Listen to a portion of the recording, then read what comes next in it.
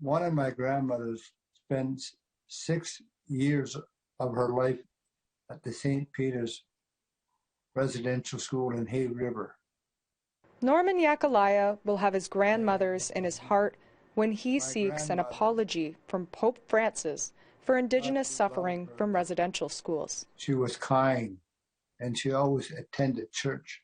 She told me stories about her life in the residential school. And it's amazing the power of forgiveness. This month, Yakeleya accepted the invitation from His Holiness to travel to the Vatican. 12 AFN members and 2 support workers are going to Rome December 17th to 20th. We have not yet heard from the Inuit or the Métis, but we are focusing on the Assembly of First Nation.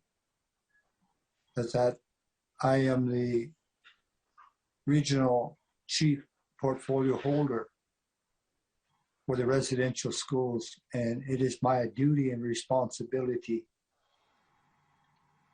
to lead the delegation. Yakeleya is also a residential school survivor and has spoken of the abuses he endured in his time at Grolier Hall and Stringer Hall in Inuvik.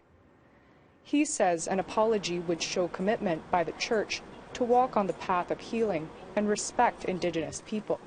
When I started working on residential schools back in the late 90s, there were about 150,000 residential school survivors.